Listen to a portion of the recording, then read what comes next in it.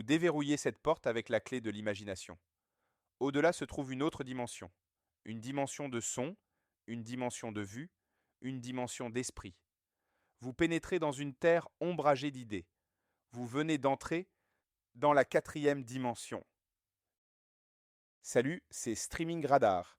Aujourd'hui, on plonge dans un sujet qui aurait fait halluciner Rod Serling, l'intelligence artificielle qui automatise les chaînes FAST. FAST, pour rappel, Free Ad Supported Streaming Television. Ces chaînes gratuites avec publicité qui prolifèrent sur vos télés connectées. Le marché se consolide. MIM 104 20 9 chaînes actives aux États-Unis selon Grassnote, mais Estir a perdu 49% de ses chaînes, VIX 34%, seuls les rentables survivent. Et pour être rentable dans cet océan de contenu, il faut de l'IA. Beaucoup d'IA. Bienvenue dans la quatrième dimension du streaming, premier cas d'école, Chill Free TV. Cette chaîne Fast tire 300 heures de contenu par mois depuis YouTube, genre Lofi Beats to Study Chill. Sauf que personne ne programme rien. L'intelligence artificielle fait tout. Elle choisit les vidéos, elle génère la playlist, elle optimise l'insertion publicitaire, elle adapte en temps réel selon l'audience. Résultat, 50 000 $ de revenus mensuels, avec zéro employé éditorial. Les programmateurs humains? Obsolètes. Frequency Media va plus loin. Leur système IA crée 20 chaînes fast automatiquement. Le fondateur Harrison parle de Broadcast Quality Experience that rival traditional TV. C'est beau, c'est terrifiant. Parce que si l'intelligence artificielle sélectionne le contenu uniquement sur critères de monétisation, on risque une homogénéisation. Toujours les mêmes formats qui performent, toujours les mêmes niches qui payent. La longue traîne, ce contenu de niche qui trouvait son public justement parce que la distribution coûtait peu, pourrait disparaître au profit de l'ultra optimisé. Ironique, non?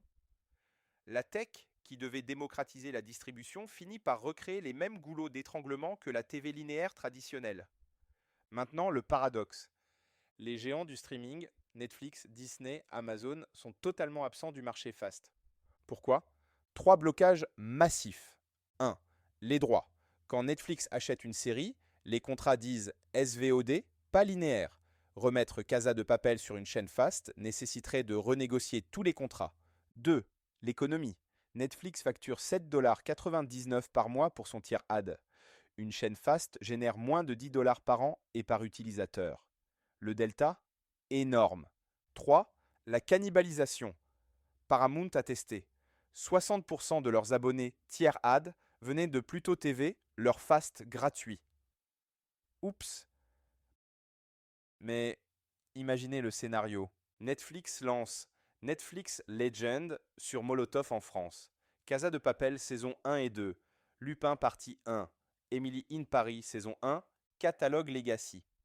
Fenêtres différentes. Comme Disney faisait avec les VHS, puis le câble, puis le DVD, puis le streaming. 10 millions de vues par mois. CPM entre 5 et 8 euros. Ça fait 600 000 à 1 million d'euros annuels pour du contenu déjà amorti. C'est viable? Oui.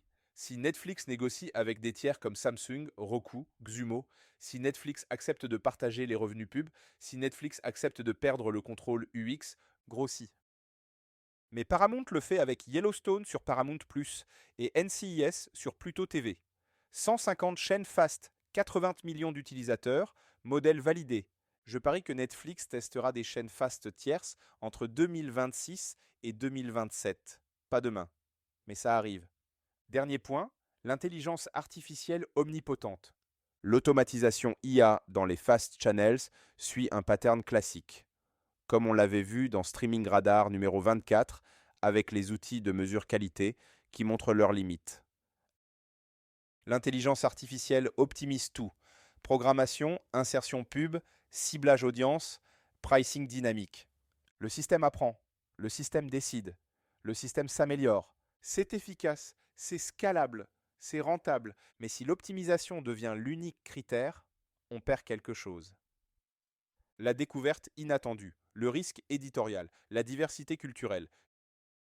Chill Free TV génère 50 000 $ par mois, mais elle ne créera jamais Twin Peaks ou Breaking Bad ou Fleabag, parce que ces œuvres n'étaient pas optimisées, elles étaient risquées, elles étaient humaines. Voilà où on en est. L'IA automatise les fast channels. Les programmateurs deviennent obsolètes. Les géants SVOD observent, hésitent, finiront par plonger. Et nous, on regarde cette transformation en direct. Rod Serling dirait There is a fifth dimension beyond streaming, a dimension where algorithms curate everything, humans program nothing, and profits flow automatically. Moi je dis attention à ce qu'on optimise. Vous venez de quitter la quatrième dimension du streaming. Mais la prochaine fois que vous allumez votre télé connectée et qu'une chaîne fast vous suggère exactement ce que vous voulez regarder, demandez-vous qui décide vraiment.